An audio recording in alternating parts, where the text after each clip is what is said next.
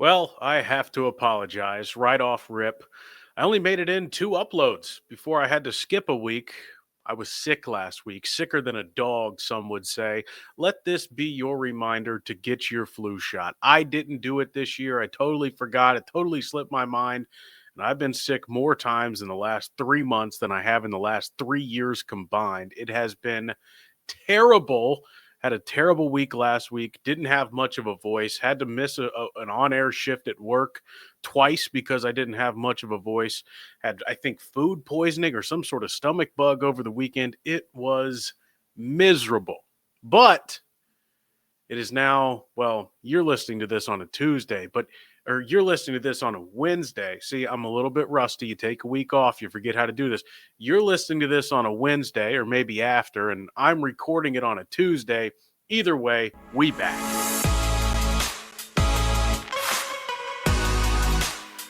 Hi, hello, and welcome in to the Ball Don't Lie podcast, episode number 125 or something along those lines.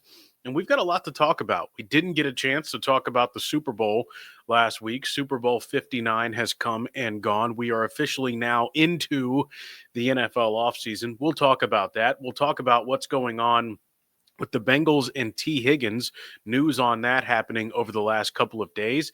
We'll also talk about just kind of what's going on in sports, and that's where I want to start. But first and foremost, let me start with being sick. It's been miserable. I feel like maybe it's just because COVID happened and I was thinking of it in that sense all those years ago.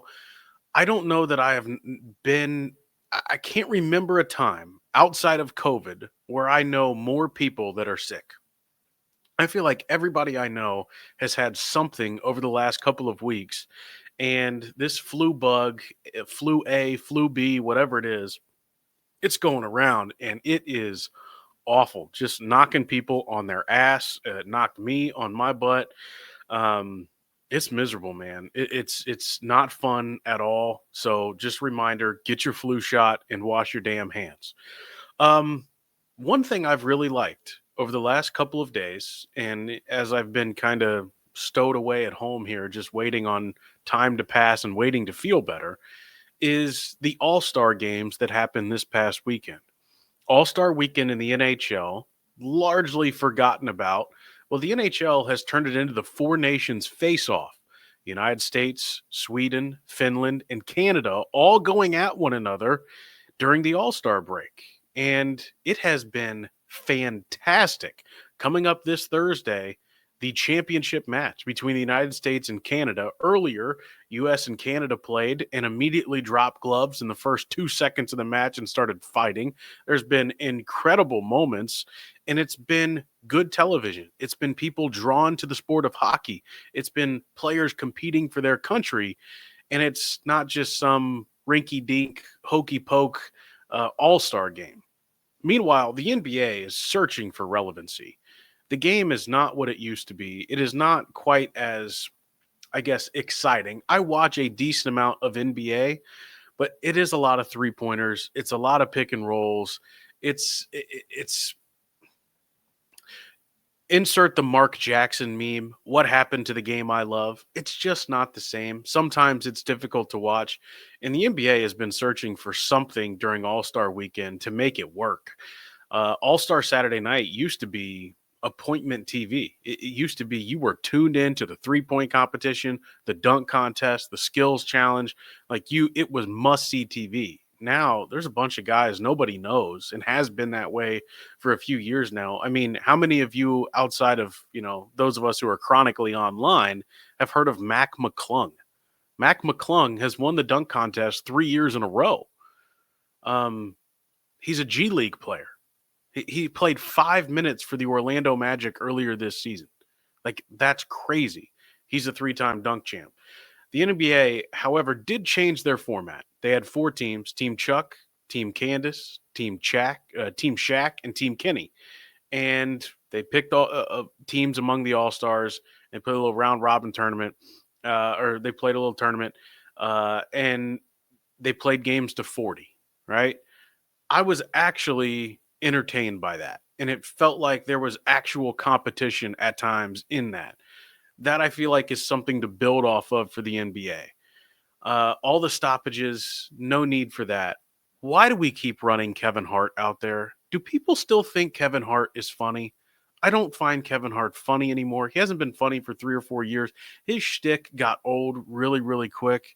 He's annoying. I mean, all you had to do was search Kevin Hart's name on Twitter, and you would see thousands of people who agree with me of like, can Kevin Hart just shut up? Why do we keep bringing Kevin Hart around? I don't think he's funny anymore. He's overused. NBA, too many stoppages, too many commercials. But the actual games to 40, teams, some competition, I think maybe there's something there. But the NBA has a long, long way to go when it comes to the All-Star game. And by the way, LeBron James, that is weak. LeBron James, who is probably the most popular athlete in the United States of America and has been for the better part of the last 25 years, is an all-star, of course, for the NBA, and shows up late to All-Star Weekend in San Francisco, and then says, "Oh, by the way, I'm not playing because of my ankle." You couldn't have said that beforehand and given the spot to somebody who actually deserved it, or given somebody else an opportunity. LeBron James at times is one of the most self-centered, narcissistic people I've ever seen. And you would think for somebody who has been in the spotlight for as long as he has, that has all the people and marketing teams and agencies and people around him, and someone who has been as incredibly successful as LeBron is, that you would think at times he wouldn't be so unbelievably tone deaf to situations. It happens frequently with LeBron James. One of these days, I'll do a podcast about how Michael Jordan is the greatest there is, was, and ever will be. Kobe Bryant is second, and then it's LeBron James, but that's not today. All right, let's get into some football. Let's start with Super Bowl 59 as I take a drink of coffee. Super Bowl 59 was highly entertaining for me as somebody who's not a Chiefs fan, wasn't really rooting for the Chiefs to win. I've said this before, like, I do appreciate greatness. I appreciate the dynasty. I appreciate what Mahomes and the Chiefs are. But also, I love the way the Philly fans treat their team. I love the way they demand greatness. I love the rabid passion that Philly fans have. And I didn't realize it until the Super Bowl how much of a fan of Jalen Hurts I am. I mean, this guy's got an incredible story. Goes to Alabama, gets benched in the national championship game for Tua. Tua leads him to the national title. People are largely forgetting about Jalen Hurts, then goes to Oklahoma, then gets drafted. He's got all these doubts. Is he really that good? And so on and so forth. Takes the Eagles to the Super Bowl, loses to the Kansas City Chiefs despite playing a fantastic game the first time around against Kansas City. He had that big fumble that hurt them, but he played really, really well. Maybe best game of his pro life still was that first Super Bowl. And then gets Philly back, plays a great game in Super Bowl 59, and beats Patrick Mahomes head-to-head in the Super Bowl. And then on top of that, I've got a soft spot for Jordan athletes. If you know anything about me, I'm obsessed with Jordan, the Jordan brand, hence the conversation I just teased a moment ago, Michael Jordan. There are certain athletes and the way that they carry themselves that I often can see myself in, or see, parts of myself in, things that are relatable, basically, is what I'm trying to say. Jalen Hurts is one of those guys. Jalen is the way he handles things, the class that he handles things. He's kind of got this soft spoken, mild, just kind of personality, but he's also a killer. And I just love that. Love that from Jalen Hurts. Incredible story. The way he handled all of it was so, so cool. And then, the game itself, I mean, who would have thought that the Eagles would get so much pressure with four? They did not blitz a single time.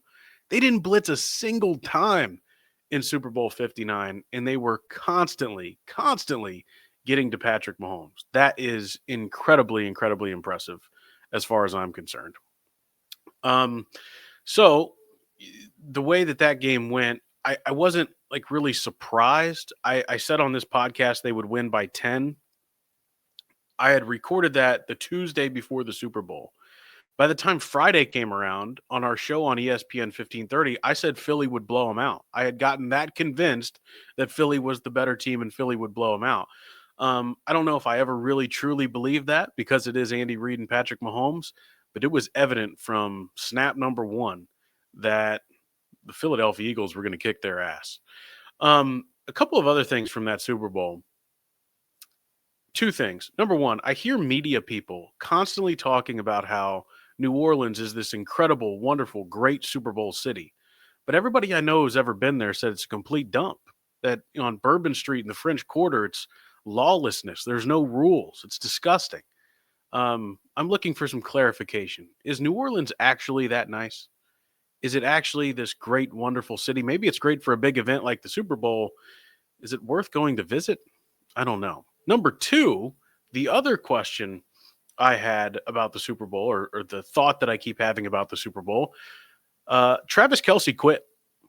You could tell he quit multiple times. He quit. Did not give full effort, did not give max effort, looked like a guy who's checked out. We've heard on his podcast, he said multiple times now he's considering retirement. Travis Kelce quit, and that was tough to see. Tough to see for a guy who's going to go down as an all-time great. All right, let's shift our focus now to the Cincinnati Bengals.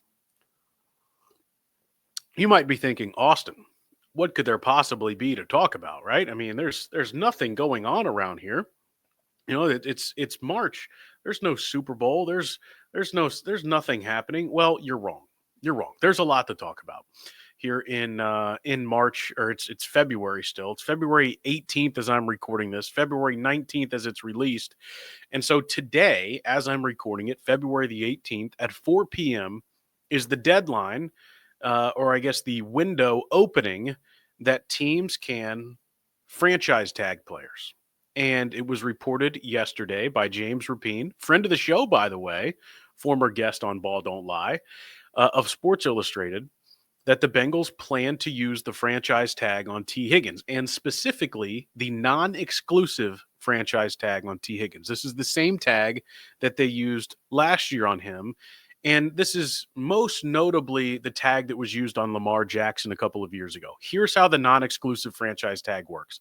Basically, teams, when they put this tag on a player, it will guarantee that that player will make 20 for Higgins. It goes by position, but for Higgins and wide receivers, $26.7 or $26.8 million in the upcoming season if they cannot come to an agreement on a contract extension.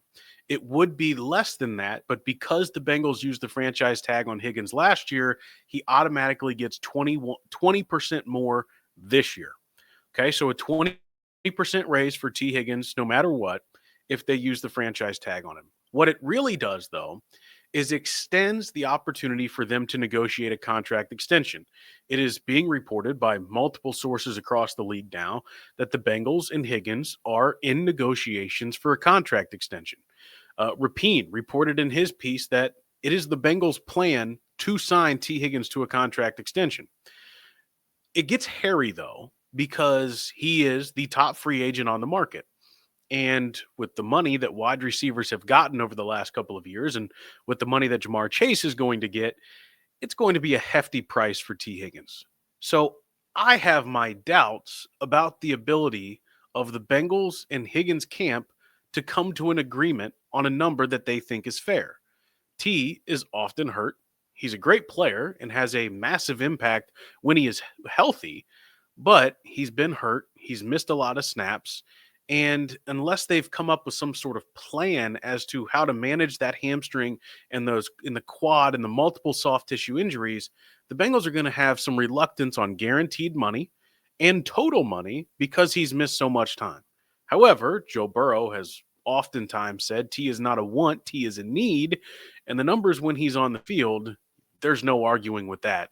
He is one of the best in the National Football League and a huge part of what the Bengals do. So by placing the franchise tag on him, it opens on February 18th. It closes on March 4th. So if they do not reach a contract extension by March 4th, they would then put the tag on Tee Higgins.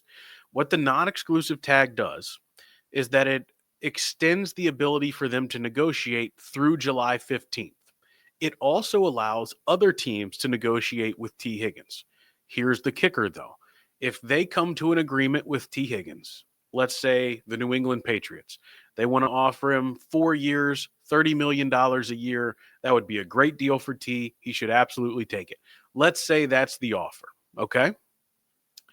Then, because it is a non-exclusive franchise tag placed on Higgins by the Bengals would then have, I believe, 5 days to match that offer, right? So if they do, then T signs with the Bengals. We're all good. He stays there. He got what he wanted.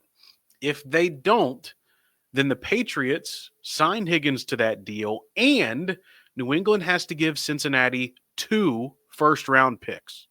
So ultimately, the team is very protected here. You're losing someone of value. You're getting significant value in exchange for the 2 first-round picks. Think back to when Lamar Jackson was a free agent. It is mind-blowing that nobody was able to come to an agreement with him on a deal. And Baltimore allowed him to negotiate because they didn't think he was worth whatever, and he didn't think he was worth whatever. They came to an agreement, but Baltimore was willing to take the 2 first-round picks from a QB-needy team because they think they could have gotten another one relatively quickly. Incredible value there for the non-exclusive tag. So that's what the Bengals are doing. They're inviting teams basically to, hey, negotiate with Tee Higgins. I think this is a big, big deal because if he really is the biggest free agent on the market and someone does value him that much, $30 million, you really value 2 first-round picks as well? Basically, what this does is buys the Bengals more time to negotiate because not only is there a report out there that they're trying to get a deal done with Tee Higgins, but Jeremy Fowler of ESPN late Monday night reported that the Bengals are trying to get deals done with everybody: Jamar Chase, Tee Higgins, and Trey Hendrickson. We've known that there's space and there's money to be able to do this if you're the Bengals. We know that. That's not something new by any stretch of the imagination, okay? But I think everybody's a little bit surprised that it might actually happen because that's just not what the Bengals do, right? They haven't done this sort of thing ever. But the public perception and continual public pressure put on them by a guy named Joe Burrow, you may have heard of him, has kind of put them in this spot where it's like, oh crap, we can't piss Joe off because if we piss Joe off, then we piss the fan base off. And if we piss the fan base off, we are in deep, deep doo-doo. I talked earlier in a previous episode that the public perception of the organization matters now more than any point in its history. And I think that applies here. I also am curious. One of the questions that we don't know is what happens if Joe Burrow doesn't get his way? What direction does this go if Joe doesn't get T and doesn't get Jamar and doesn't get Trey or doesn't get one of the 3 that he has multiple times lobbied for? And now you can add a 4th to that because Mike Gesicki has been thrown into the conversation multiple times. So what happens if Joe doesn't get what Joe wants? That, I think, is a fascinating avenue to go down. Because if you're a Bengals fan, you've been here for a while, you know about the Carson Palmer saga. And a lot of people think that Carson Palmer is a quitter. I've talked about this before. I don't think that of Carson. These 2 situations are not exactly the same. And basically, the Bengals from years ago when Carson was there, he was trying to, much like Marvin Lewis, get the Bengals to change, get the Bengals to operate more in the new age of the NFL, be more aggressive in free agency and so on. And the Bengals just didn't do that. That's not how they viewed team building. It's not how they viewed roster building. And they failed multiple times because of it. It wasn't until after Carson left that they began to change a little bit. Not much, but they began to change a little bit. Carson was asking them to operate like a modern NFL franchise. He wasn't asking them to spend hundreds of millions of dollars over and over and again every free agency. He was asking them to operate like a modern NFL franchise. And Mike Brown was stubborn. Mike Brown stuck to his guns. And Carson ended up saying, I'm not going to waste the prime years of my career playing for somebody who doesn't match my intensity level and my effort and my care to win. That's what it came down to. Carson did not believe that the Bengals were doing everything in their power to win, and he held them to a standard. They didn't meet that standard. He said, I'm not playing for someone who doesn't meet that standard, and they traded him. Bengals fans should applaud Carson Palmer for holding the Bengals to a standard. Yes, he quit, and yes, he wasn't playing at the highest level. He wasn't playing like Joe Burrow was. Hell, at the time, he wasn't playing like Andy Dalton did for a good stretch. And there were legitimate doubts about Carson and his future at the time. Yes, but his point remains. And if you haven't seen it, I highly recommend you watch the documentary on Carson called A Football Life, produced by NFL Films, NFL Network, and you get some of the backstory there. It's really, really good. I believe Carson should be applauded.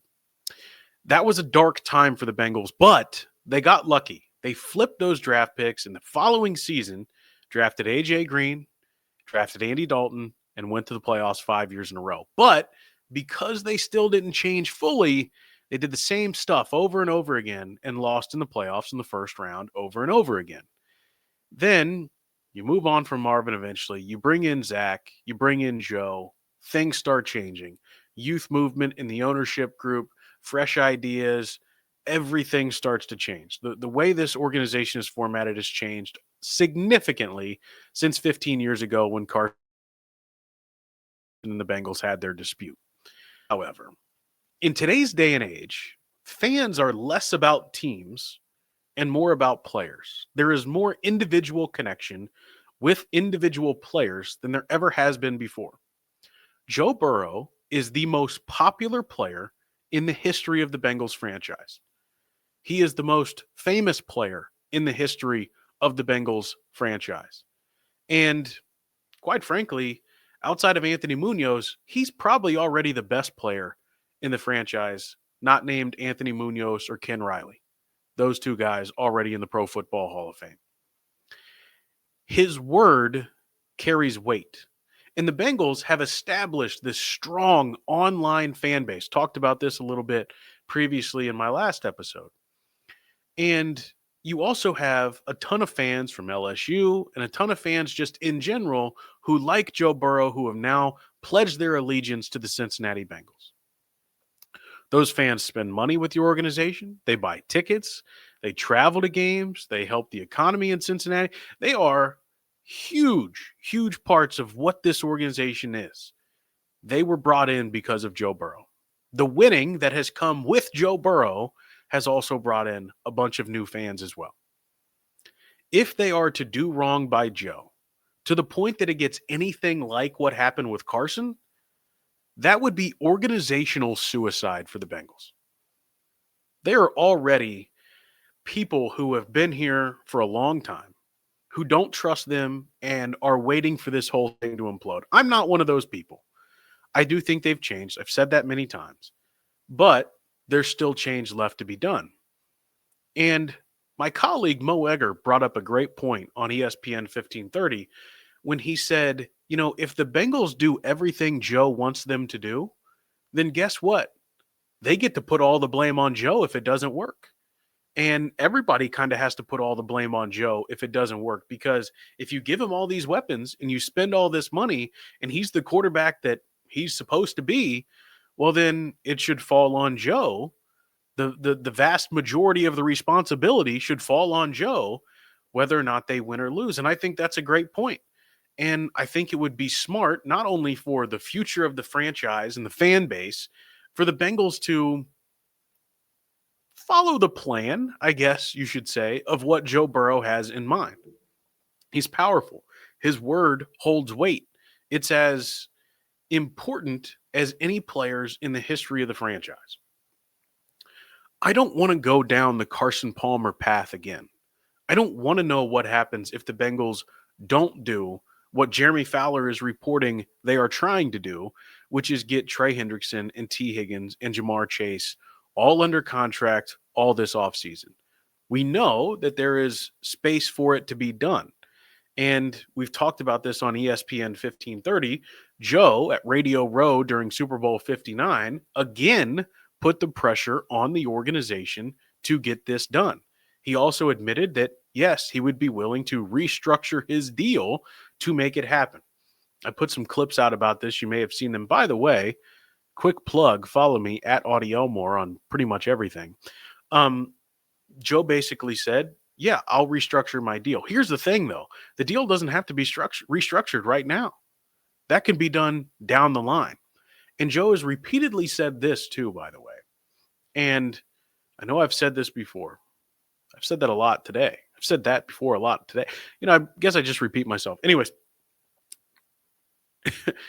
Joe has repeatedly said that Higgins and Hendrickson and Chase and Gesicki have all talked and have all decided and said they want to stay together and they are willing to make it work. Not only has Joe put pressure on the organization, Joe has also put pressure on the teammates. He's put pressure on Tee Higgins to be flexible with the Bengals, on Trey Hendrickson to be flexible with the Bengals, on Jamar Chase to be flexible with the Bengals, to say, hey, yeah, listen, we all want to stay together. We're willing to make some sacrifices to make that work. Okay, well, put your money where your mouth is. Help the Bengals help you a little bit. There's also an understanding from all three of them, and Gesicki, if you want to include him, that the Bengals don't have to make considerable concessions. And in a way, this could be them strong-arming them into doing all the things that a modern NFL organization is supposed to do when it comes to contract structure, guarantees, roster building, etc. Maybe that's what this is all about. But also, I like that Joe is putting the pressure on his teammates as well to work with the Bengals, to give them a little bit of flexibility so that down the line, when a contract restructure is needed of Joe, he can do that. And my guy Tony Pike put it, really simply, is you scratch my back, I'll scratch yours. And basically, the way I put it is Joe is asking the Bengals to scratch his teammates' back and his teammates to scratch the Bengals' back. And then down the line, he's going to scratch everybody's back. That's the point that I think Joe is trying to make. But you get into this offseason, and as the episodes of Ball Don't Lie continue, we'll have a little bit more clarity, I guess you could say, on the roster. We'll go through the roster over the course of the next several months and throughout the summer, and as free agency opens and the combine and so on in the draft. These are the first dominoes to fall. The franchise tag by March 4th is going to be applied to Tee Higgins. Then they have until July 15th to come up with a contract extension. Training camp begins at the end of July. They need to get this stuff done. I do not expect them to get it done on April 1st or March 1st or May 1st. But I would really like to get them done by June 1st and certainly by July 1st. Because the last thing I want, if I'm a Bengals fan or if I'm Joe Burrow or if I'm any of these coaches on this staff, especially a new staff after a bunch of change on the defensive side of the ball, the last thing I want is another contract dispute hanging over this organization in this locker room. That was an impact. That had an impact. The Jamar Chase situation had a negative impact on the locker room last year. I know that for a fact. It was not good. And there is a belief and a distrust among some players on that team that the organization ultimately will not do what's right by them. And that is not good. That makes nobody want to be here. That can lead to struggles with the quarterback and Joe Burrow. And again, maybe eventually a falling out. So this report by these sources and people across the league that the Bengals are trying to do those things is a very, very good thing. It is a positive thing. It is a sign pointing in the right direction that the Bengals are willing to do what is necessary to keep this thing together, to keep that Super Bowl window open as long as possible. But they too have to put their money where their mouth is and prove that they are taking this whole thing seriously and prove that, yes, we are willing to change in every conceivable way. It's going to be really, really interesting over the next couple of weeks. We'll see if the tag gets applied before March the 4th. And then we see where we're at with Jamar Chase and with Trey Hendrickson. We know that Trey Hendrickson and his agents met with the Bengals already. We know that Higgins is negotiating with the Bengals as we speak. And we would assume that Jamar Chase is as well. The Bengals went to Chase last February to begin negotiating an extension. I would imagine those conversations have already happened. There's also the looming stadium lease deal that is going to play a role in all of this somehow. The Bengals and Hamilton County at odds with one another as they have been for the last 30 years. We'll get some information on that as we go. Not something to be overly concerned about, but when it comes to counting all the money for the Bengals organization, that is something to keep in mind. All right, that's going to do it for this episode of Ball Don't Lie. That flew by. That was fun. Did I miss anything? Let me look at my sheet here. No, I don't think I've missed anything. Fantastic. That was quick. Lord willing, I'll be back here next Tuesday or next Wednesday, I guess, is when these things come out. You miss a week, you miss a lot around here. I've forgotten how to do this already. Anyways, thank you so much for listening. I invite you to listen to Cincy 360 on ESPN 1530 weekdays, noon to 3, myself and Tony Pike. You can listen anywhere in the iHeartRadio app. And I invite you to follow me on all platforms at Auty Elmore, AUTYELMORE. Thank you so much for listening. As always, have fun, be safe, go Bucks.